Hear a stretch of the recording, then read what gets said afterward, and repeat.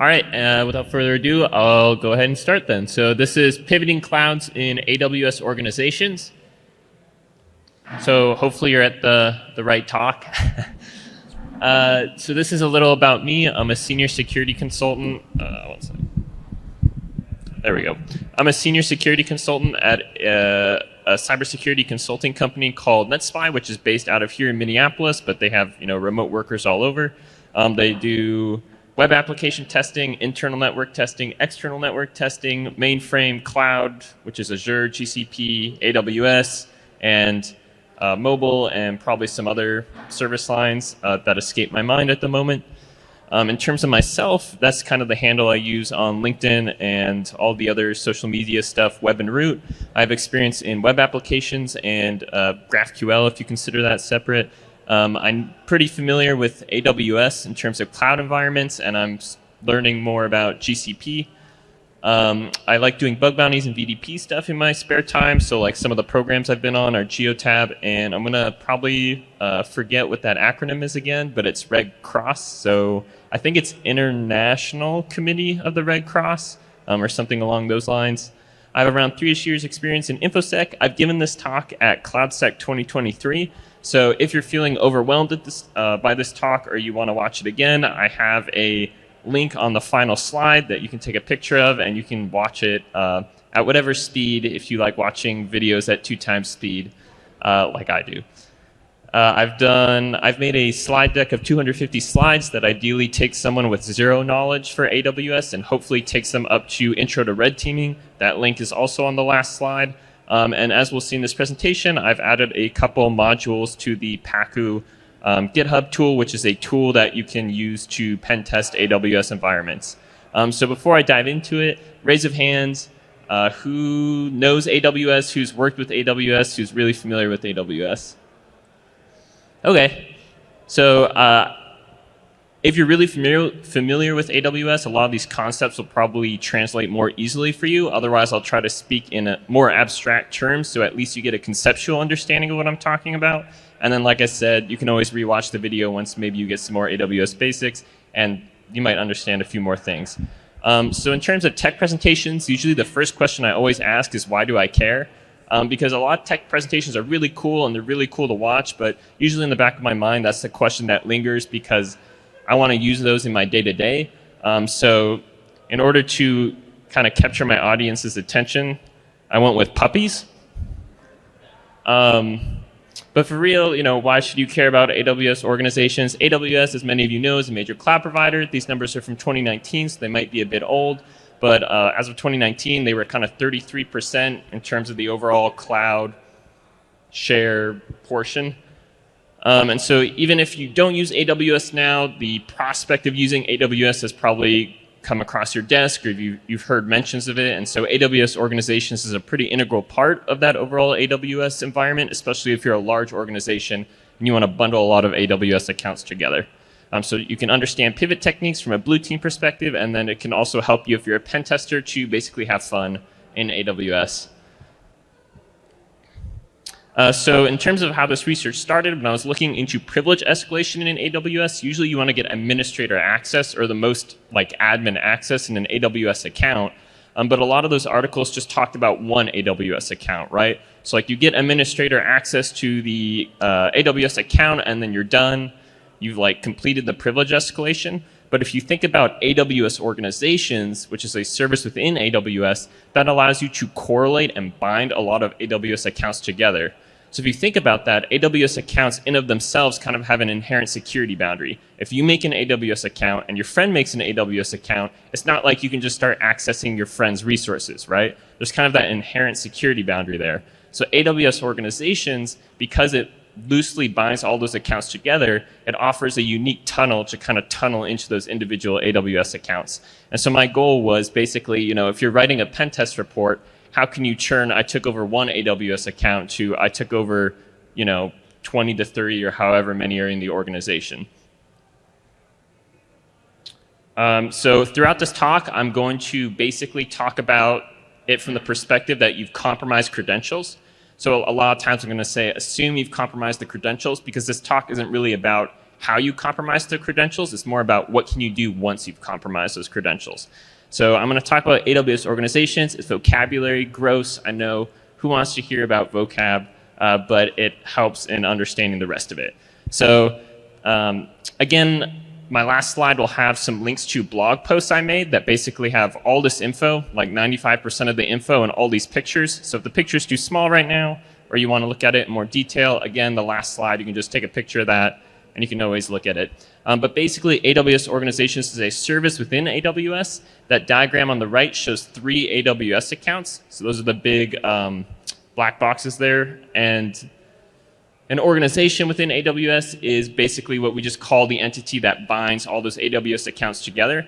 So when you're making an AWS organization, there's basically one AWS account has to kind of kickstart the process. They have to basically initiate, I'm making an organization, and then from there you choose to include other AWS accounts. The account that initiates that process is called the management account. You can think of that whole AWS account as kind of almost admin for the organization. And then any account that is added to that organization after it is basically initiated is called a member account.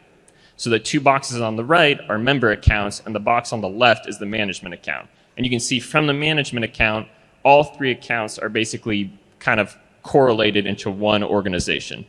Organizational unit, we don't really have to worry about it. That's just kind of a fancy name for the folders you can use in AWS, right? So instead of having all 30 AWS accounts just like in one list in AWS Organizations, you can use OUs to basically say, oh, I have a pre-production folder and I have a production folder, right? And then put my AWS accounts under that and help organize it. Root is just also a OU that you just need a folder at the root of the tree, right? So it's just always there. So this is what kind of, it might be hard to see, but one of the things that's interesting about this is the management account has significant read and write privileges over the entire organization. So assume you've compromised an administrator account in the management account. That's like the most privileges you can have in that AWS account. If you've compromised a user in the management account, that user can both read and write to a lot of different things in the organization. However, if you compromise a user in a member account, so like if you compromise, you have administrator access in a member account, the member account, default member account, can only read data in the organization. So a default member account cannot edit anything. So if you look at that from kind of a UI correlation, the UI for the management account, if you go into AWS Organizations, you'll see all the AWS accounts in the organization. And this makes sense. You're admin, you have read and write pretty much. But if you look at it from a member account, you'll see that when you try, and these UIs might be different because like when I was making this presentations, the UIs were changing. But you can see that the default member account, when you go to look at all the accounts in the AWS organization, you actually get an error saying you can't list all the accounts. And that's because even though I might have administrator access on the right and I've completely compromised the member account, even then, I still can't list all the accounts in the organization. And that kind of makes an interesting point where if you look at that diagram on the right, if you compromise account A, the management account, you can see everything. You can see account A, account B, and account C. If you compromise account C, for example, one of the member accounts, the only thing you'll know is that A, you're in an organization, and B, account A is the management account. But you have no idea that account B exists. So like member accounts can't see each other. So if you compromise a member account, you might know you're in an organization, but you won't have any idea of how big that organization is. So when you add an account to the organization, there's basically 2 paths you can take. So again, let's use that example if it's you and a friend. You use your AWS account to kickstart an organization. Now you can add an account to that organization in one of 2 ways. You can tell your friend, I am going to both create an account for you and add it to the organization at the same time, which is like a feature that is offered by AWS. Or your friend might say, actually, I already made an AWS account weeks ago. Can you just invite it? In which case, that's inviting a pre-existing AWS account. So the first case is what I'm going to talk about, and I think that's what most people talked about when I was looking into this is just the account creation. So again, it might be hard to see, but basically when you make your organization, so again, example, you and your friend, you log into your AWS account, you make the organization. Cool. Now your account is in the organization. Now you're going to both create an account and add it to the organization at the same time for your friend. So there's basically just a tab in the UI or a special form you fill out. And so you're in the management account and you basically fill out what you want the AWS account name to be. You fill out the email address of the account. That would be like the email address of your friend. And then you fill out the IAM role name and you hit create. And it will create it and add it to your organization at the same time. And the interesting part here is that IAM role name I didn't populate. That is a default name that gets populated for pretty much anyone when you go to add an AWS account. And so kind of backing up, when that AWS account gets created, AWS will create a default role with that name in that member account that implicitly, or that has a trust relationship that trusts the management account. In kind of non-AWS terms, that means when you make that account, it's going to create a role in that account at the same time that you can then access whenever you want in a management account. If you're familiar with AWS, that's just what the policy looks like. It's just saying, I trust the management account, and then has admin. And then I think this diagram helps a lot better. So you created account D on the right. When you created account D, that helmet or that organization account access role was created in account D. And because it trusts account A, anyone in account A who has the proper permissions can just become account D or become the role in account D, and that role has administrator access. So if we think about it from an attacker's perspective, if you're on a pen test and you, again, assume you've compromised credentials for account A, the management account, so now your administrator access of account A, because you know this role name and this default role name, you can take all the AWS accounts in the organization and then just try to brute force which ones you can become. So like if there were 30 member accounts in this organization, you could just write a script to basically go through every single one of those 30 accounts and try to become a role called organization account access role. And if they set up their organization in this way where they created the account and they didn't change the default name, then you might just be able to get administrator access on another AWS account. So doing that one by one would take forever. Again, hard to see, but this is just from the command line how you would do it. It's just basically the command line version of the picture I just showed you. Right, but that would take forever having to do that one by one. So if you're not familiar, Pacu is a pen testing tool. It's open source. It's on GitHub. It's a pen testing tool for AWS environments. So I guess about a year ago or a year and a half ago, I added AWS Organization support for Pacu. So now you can do Pacu modules for AWS Organizations. I added an enumeration module, which we'll cover here more towards the end. And then I added a lateral movement module, which is called organizations_assume role. If you're like, I don't trust this guy, I want to read his code, there's the pull links. But basically all this does is if you have credentials you've compromised, if you plug them into this module, and I'm not going to go through how to run Pacu, they kind of have tutorials and stuff if you want to walk through that in GitHub, but you just load in the credentials into Pacu, and then if you run my module, it will go through all the member accounts it can find and try to brute force or try to become that organization account access role, and then it'll give you like a summary at the end which member accounts you can become. And if this works, again, you can turn your takeover of one AWS account into a takeover of 2 or more AWS accounts, however many this works on. But what if this technique doesn't work?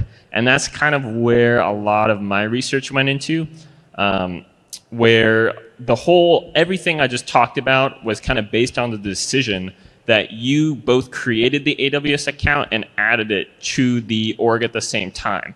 But I didn't cover the scenario where your friend might already have an AWS account and you just invite a pre-existing one. So it turns out if you invite a pre-existing AWS account, that default role does not automatically get created. So you kind of have to think about more clever ways to go from the management account into the member accounts. Or even if that default role does exist, you could be a user who doesn't have permissions, which is called, like in AWS, it's assume role privileges. You might not have permissions to even become that role if you have a more limited set of permissions you've compromised. So some more vocab. These are kind of two big concepts that I had to wrap my head around, but trusted access and delegated administration. They sound very scary, but they're actually not too bad. This is just saying, this is from AWS documentation. All it's saying is, hey, if you invite a pre-existing account, you can make like a role that has admin to basically to mirror what you would normally see, but we're not going to make it automatically. So within AWS, there's organization integrated features. So all of us have probably heard of different services in AWS. S3, EC2, right, DynamoDB, these are all terms we've heard. Within some of those services in AWS, there are specific features that can integrate into the organization. All that means from the UI perspective is IAM Access Analyzer, for example, is one we're going to talk about.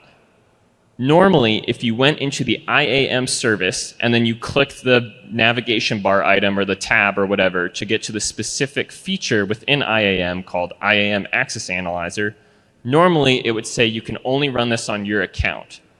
But because it's an organization integrated feature, if you configure some stuff, you'll actually see another pop-up in the UI. I think it's the drop-down or a radio button or something like that. And you'll get an additional option to scope it at the organization level instead of just your account. So that's basically what it is. An organization integrated feature is just a very specific feature within a service that represents a subset of APIs that you can basically expand to work on the entire organization instead of just one AWS account. But when you make an organization, these are all basically in the off state by default. That's how I like to think of it. So if you make an organization, you get your friend's account into the organization. If you try to use IAM Access Analyzer on the entire organization, you just won't see that option in the UI. It'll say you can only run it on your account. And that's because it's in the off state by default.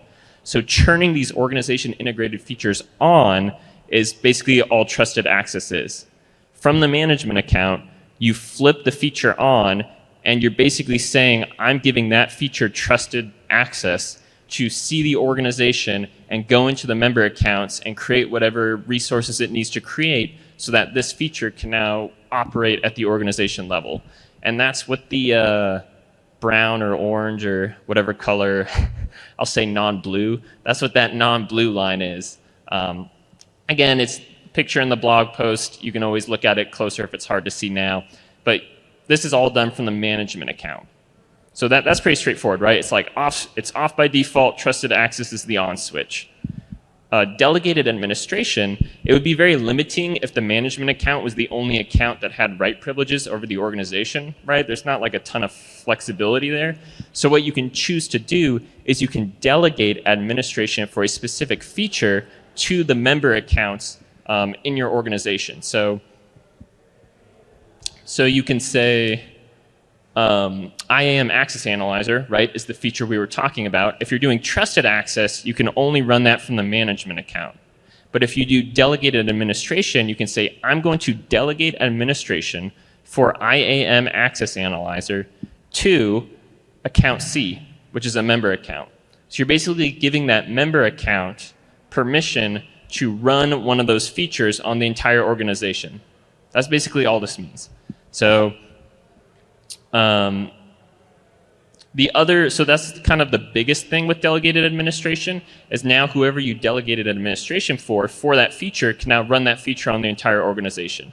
But another very interesting thing is if you do any type of delegated administration to a member account, that member account automatically expands the possible APIs they can call to some more read-only organization API permissions.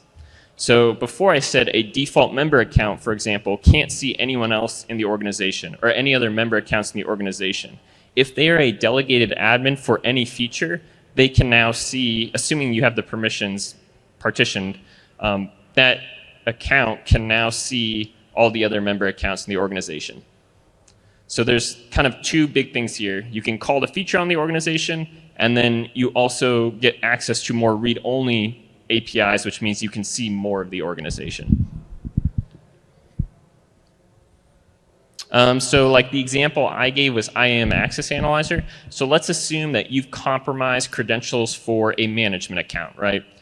Your administrator accessing the management account, you can access everything, but you want to get access to those member accounts. You've already tried brute forcing that default role name. Nothing came back, right? You're still stuck in that management account. And I probably should have said this at the beginning, there's no easy button as the management account to say, I want to go into that member account, right? They're like in one organization, yes, but unless you have specific roles configured for cross-account stuff, there's no like one button click kind of. I'll show you how you can set that up later, but there is no one button click to get into the member account. So we're stuck in the management account. So what we can do is we can leverage trusted access for IAM Access Analyzer, run it on the entire organization, and then we never have to leave the management account, but we get data back from the entire organization. So IAM Access Analyzer, super quick. It's a feature within AWS that says if you set up an IAM or role incorrectly, it basically tells you if you set up a role so it trusts too many people. So like when you're setting up roles in AWS, you can say, I'm going to set up this role, but only this one person can use it, or only these multiple people can use it. And so IAM Access Analyzer, if you set up a role and say, hey, anyone in the world can use this role, that's something IAM Access Analyzer would flag and say, hey, this is like way over permissioned, right? The allow list for this role is way too big. And normally, the way it does that is it scopes it to the specific account. So it says if anyone outside the specific AWS account can use the role, then you've set this up incorrectly. The allow list is way too big. But you can, when you integrate it with the organization, you can expand that scope from that single account to the entire organization. So instead of looking at it from the perspective of, oh, if you allow listed anyone outside of this account, and that's bad, it'll say, oh, if you allow listed anyone outside of this organization, that's bad. And the way it does that is you can run, it's not really a scanner, but you can run a little analyzer tool to go into the organization and find all the IAM roles that violate kind of that security boundary I was talking about. This is the IAM starting state. I'm not going to dive into this. If you are interested in like how all this stuff is working in the background, it's basically roles and stuff. And so you can look into that or kind of read the blog, I think touches on it a bit. But one of the things I noticed is, let's assume we have an organization, right? We've compromised the management account, account A. Let's say in account B, there is a role that someone set up that trusts anyone. It's account star. So anyone in the world can assume this role. But from the management account, you wouldn't know that because you don't have any visibility into account B, right? And so you basically would have to guess the name of the role. So the first thing we're going to do in terms of using IAM Access Analyzer is remember it's in the off state by default. So we're just going to enable trusted access, which is just turning it on. That's what the command line instruction looks like. And I think you can also just do it from the UI. I think there's a drop down that lets you just go from access disabled to access enabled. So assuming trusted access is on for IAM Access Analyzer, now we're going to kind of look at it from the attacker's perspective. So you're in the management account, you go into IAM Access Analyzer, you create an analyzer, and you'll note on the right, I'm going to choose the current organization bubble option, because remember trusted access is on, so that UI option now appears. And then I'm just going to run the analyzer, and it's just going to run for, I don't think it ran that long. I didn't have that many roles though, but it runs for a couple minutes, I think, and then it spits back the violation, and it says, hey, I found this role in account B that trusts everyone, right? And now that I know that this role exists in account B, and I have the role name, and I know it trusts everyone, I can just become that role. And again, this is just like command line summary of everything I just discussed of just becoming that role. And again, kind of IAM, how this all works. I won't dive into it, but it's doing roles and stuff in the background. So kind of to recap what I did here, I compromised account A, and then I used IAM Access Analyzer to see the role in account B. But you'll notice I myself never left account A, right? I compromised the credentials in account A.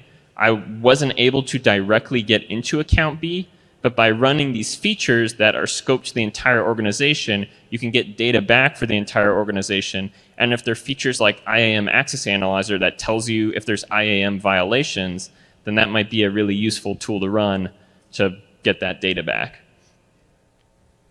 So in terms of like the lines, it's the non-blue lines there. So like I enable trusted access, which means I turn it on. And then as the attacker, which is kind of that red square there, I leverage that. And then that reaches out into all the accounts in the organization.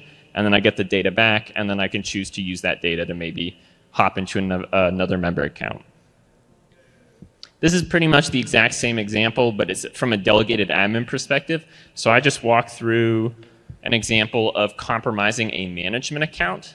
But let's say instead of compromising a management account, you have compromised a delegated admin. It pretty much works the exact same way, because remember, really the only thing a delegated admin means is that specific member account can run that feature on the entire organization.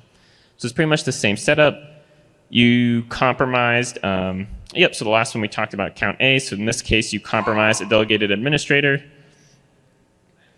To set up a delegated administrator, if you're curious, the management account sets it up, right? Because the management account is saying, I'm going to make this member account a delegated admin. So from the management account, to set that up, you just go into that specific feature. So IAM Access Analyzer in this case, and there's usually a button that says add delegated admin.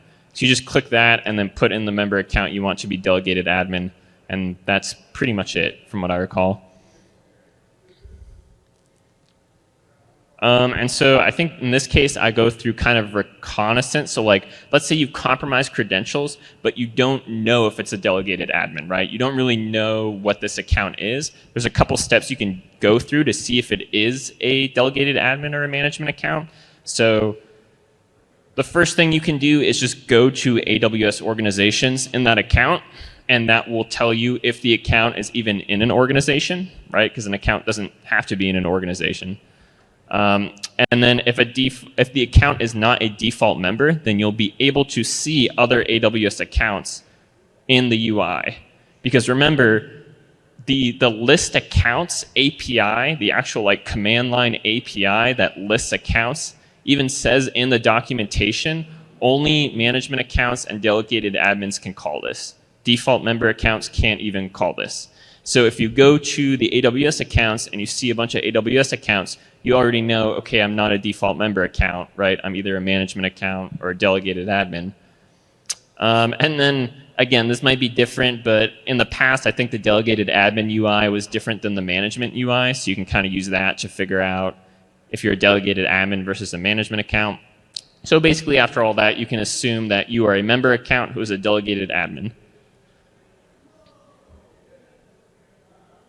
And this is just, so that was all from the UI perspective. There's actually just an API you can call too, where you can say list delegated administrators. And if you're listed in that list, then you're a delegated administrator, right? So I call list delegated administration and it lists myself. So now I know I'm a delegated admin. And remember, you're a delegated admin for a specific service. So after you list yourself, you can also list what the delegated services are. So you can actually, because you know you're a delegated admin, but you don't know you're a delegated admin for what, right? Because it's a delegated admin for a specific feature. You can also just call an API to list what those specific features are, so you don't have to go through every single one in the UI to see if it works. And then again, it works exactly the same like I described. I'm a delegated admin. I create my access analyzer. I run it. The role comes back from the other member account that says, hey, this role trusts everyone. Great for me. I just become that role. And I basically pivoted from account C, a delegated admin, into account B, who is a member account. And so in this case, this would be the blue lines. So like account A, actually making the delegated admin was just more of a setup that I was doing to demonstrate this. And so really the dashed blue lines would be like from an attacker's perspective. So you compromise account C, you use the delegated service, and that reaches into account A, B, and C, and then you get the results back, and you can choose to use those how you want. But again, the user never left account C, right? They just stayed in account C, and they ran the feature that accesses everything in the organization. And you might be like, this is really low likelihood because, right, this is like a really indirect way to get to the data. Surely there must be a better way or a more direct way. And there is. It's called IAM Identity Center. It's, again, an organization integrated feature. So it's a feature within IAM that you can choose to scope at the organization level. And so basically what IAM Identity Center allows you to do, and I'm not an expert on IAM Identity Center, so keep that in mind, but from what I have observed, you can create a user, you can create permissions, you can attach that user and permission to a member account, and then you can log into that member account through like a link. And so you could create a user, create administrator permission sets, attach those to a member account, and then you just, which I'll show here briefly, you just log into a UI or a link it gives you, and you'll be administrator in that member account. You'll actually be in that member account as administrator. So again, it's in an off state by default, so we just enable it, which is just enabling that organization integrated feature, which is again just called trusted access.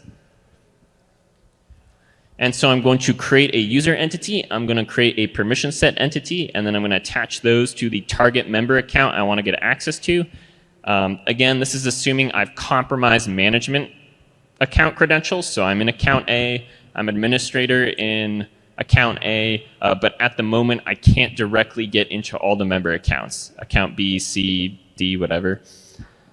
I'm going to attach the user and permission set to the target member account I want to get access to, and then I'm just going to sign in through the link it gives me, and then I will be administrator in that member account. So that's a much more direct way, right, of getting to the member account. So I create a user,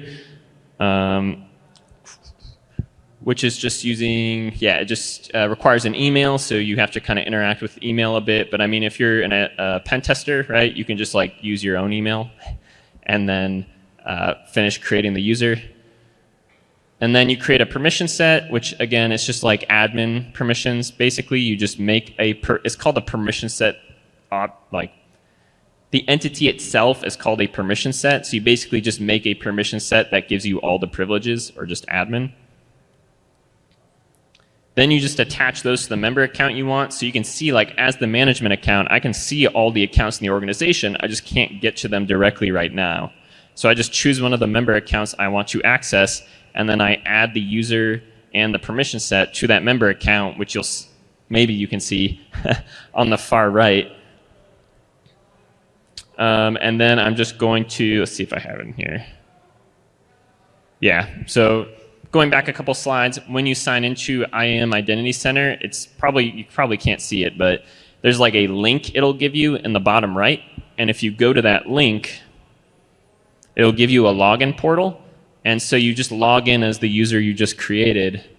And then it gives you like your AWS accounts that you added the permissions to. So this is a member account. And you can just click Management Console, or I think just Management Console, and you'll see on the right, it'll just open a new tab or window with you as the admin in that member account. So we went from just compromising the management account in account A, and by using IAM Identity Center, we now have admin privileges in account B. And this was just like, or account C, or whichever member account that it was. And this is just one member account, right? So technically you could just try to do this to every member account. So you could, if this works and you have the permissions, you could get admin access directly to all the member accounts. So that was kind of the last example in terms of trusted access, yeah. So having admin access as account B gives you what resources that just being the manager account would not let you get? Yeah, so if you're the management account, which we'll say account A, you can't directly at least to my knowledge, without using those organization integrated features, you can't just directly hop into account B. So like you technically can't really access any resources in account B unless it's been set up that way. Even though it's in the organization and you can like see it in the organization, there is no easy, like you can't just click on it and become that account. Right, unless, I mean, if it's configured that way, then yeah, but like if it's isolated like that, then you can't. Yeah, and so this way, it's like, okay, I can't get access to anything in account C, I guess, is this one. I'll just go ahead and add a user and admin permissions to account C, and then I can just click that link, and now I'm admin in account C, which means I get everything. And so now when you're writing up, your pen test report, instead of saying, I took over account A, you can say, I took over account A, and I could take over all these other accounts doing that kind of stuff.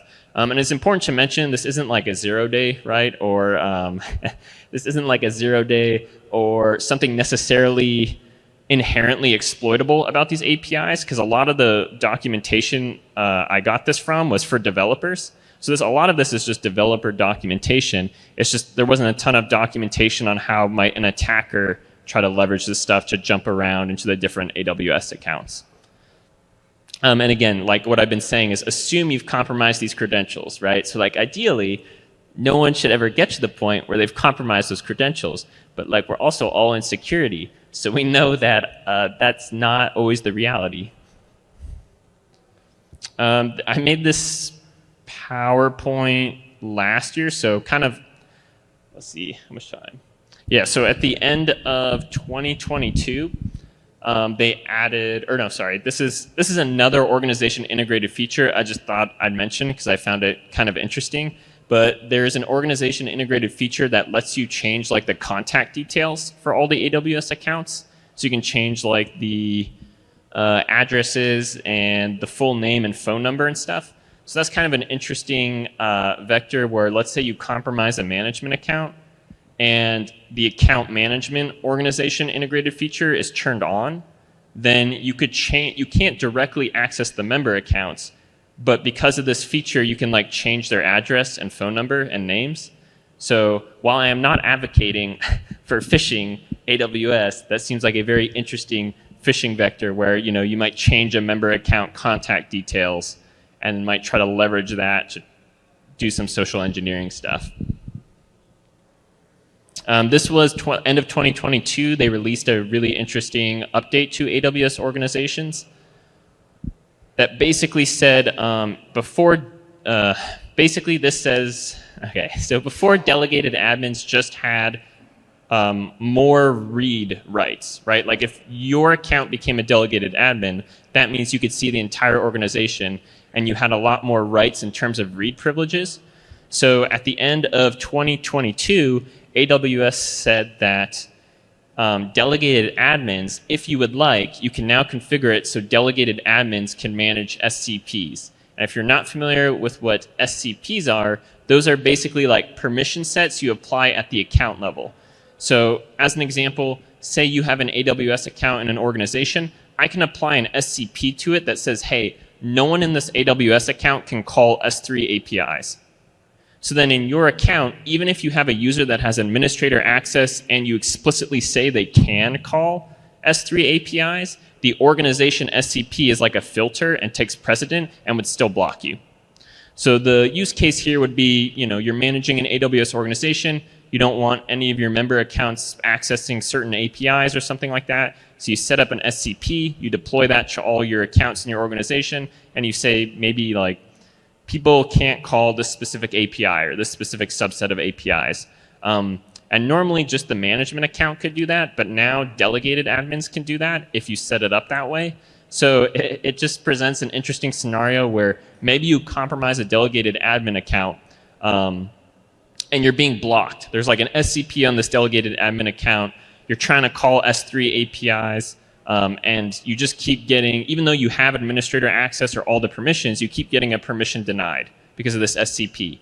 Well, if the management account also gave you permissions to manage the SCPs, you could just remove that from yourself. And then you could just call the APIs. Yes, again, you have to specifically configure it this way, but if you're just putting in stars, right, and kind of everything everywhere, then maybe. So like, yeah, account A, I set up an SCP on account A that says, hey, account A can't call S3 actions. Then I use their new feature and I create a delegation policy that says account A is allowed to call all these SCP-related APIs. So then I compromise account C, and I'm trying to call these S3 APIs, and I just keep getting blocked. And then I check the SCPs, and I see they're all listed there, and I see there's one that's blocking S3 APIs. And because the management account gave me the permissions to manage SCPs, I just remove the SCP from myself. And then I can call the S3 APIs. It has to be pretty explicit to like give out delegated admin permissions for SCPs. So it's more of like a case of where you might not know exactly what you're doing with that feature, where this might be given out. But that's interesting from an attacker's perspective, because now if you compromise a delegated admin account, that's like one additional thing you can check for, where if you compromise a delegated admin account, you can list out, it's called the resource policy. You can basically list out this policy, and you might be able to just see that, hey, the account I just compromised is allowed to call all these APIs. So I'm just going to use that to remove the SCPs from myself. Oh yeah, so I covered a ton here. I covered like accounts, delegated administration, trusted access, SCPs, all that stuff. And that would be a pain to enumerate manually. So again, using that tool Pacu that I mentioned earlier, I wrote an enumeration module. So you would just do run organizations enumeration, and it will try to get all the data it can, and then print it out to you. It's not going to give you like the exploit vector or exploit path, but it'll still enumerate it all for you, which is a big help. So like from the management account, I could run it from the management account, and then I could see the data returned, and I can see all the accounts and if there's any delegated admins and all that kind of stuff. And then apparently I had too much time that week, and I wanted to put a graph in there. So it'll also make like a graph to kind of help you easily see it. So in this case, those orange bubbles are the OUs, or just folders, and then the green ones are the AWS accounts themselves. And then if you run it even from a default member account that really doesn't have any permissions, you'll see that it still returns one thing at the bottom, and all that says is that it's in an organization. Because remember, default member accounts can't really do anything. All they can see is that they're in an organization. And then super quick, final checklist, like how do you walk through this from a pen testing perspective or an attacker perspective? First, you want to compromise a set of AWS credentials for a user or role. Once you've compromised those credentials, you should try to enumerate the data you can to figure out if you're a management account, a delegated admin, or a default member account. You can use that organizations enumeration module to help you. If you are a management account, you can go through each member account and try to assume that default role. Again, the user can change that default role name if they want. So like the module I wrote will just try to brute force based off organization account access role, which is just the default value that's populated there. But you might consider maybe a short word list, just see if you could try to find if they name the role something else. And then you could try to leverage any existing enabled services. IAM Identity Center being the big one, right? Because I showed at the end how that can just get you direct access to the account. And then if necessary, you can also check if there's any delegated administrators you have control over. And then on the flip side, if you're not a management account, but you're a delegated administrator, you can still check to see what delegated services you have access to and try to access the organization data through that way. You could just literally try to alter the SCPs on yourself and just see if it works. Just see if they partitioned you those permissions. And then again, you can just, as delegated admin, you can see the other accounts in the organization, so you can see if there's any other accounts that might be interesting or you could try exploiting. And I think, how to protect your stuff. Practice least privilege. So, a compromise of a single key set doesn't have a reduced blast radius, right? I think anyone who's worked in cloud has heard least privilege numerous times, a lot, but so making sure that if those credentials are compromised, I can't call as many. I don't have administrator access, or the APIs I can't call are limited. Have logging set up in the accounts and at the organization level. I believe, I haven't looked at this in a while, but I believe CloudTrail, like there's an organization integrated logging feature you can flip on to basically get logs at the organization level. Protect your AWS credentials, right? All of this started from like leaked AWS credentials or access. Don't post your AWS credentials on GitHub or GitLab or things like that. And then consider multi-factor authentication, kind of an interesting blog AWS just came out with this month. Last month.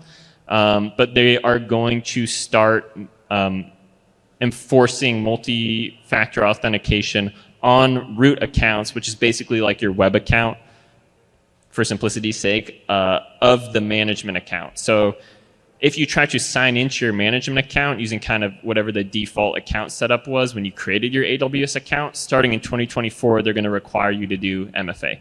But just because they require it in 2024 doesn't mean you can't start turning on MFA now. I think that's it. So this is the slide I was talking about where if you want to take a picture, this has like the slide deck of all the AWS stuff. This has the talk from CloudSec. I think these talks are going to get posted, but if you also want that talk from CloudSec, and then those are the blog articles at the bottom that pretty much cover all this info, or 95% of this info have all these diagrams and pictures that you can like zoom into and actually see what they say. And then that's just the GitHub if you want to look into Pacu, and that's not the Pacu GitHub, but that's my GitHub, and you can see the pulls I made to Pacu and that kind of stuff. So yeah, I think that's it. Yeah. So that's it. Any questions or? Yeah. I'll have to check. I don't know if I'll have the slides available like as a downloadable, but you can also just watch the videos and they should just be there as well, all the info.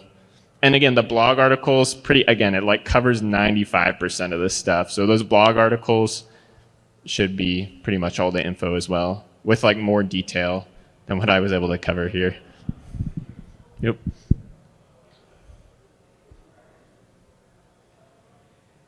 Okay. If there's no questions, then yep. Thanks for listening to my talk.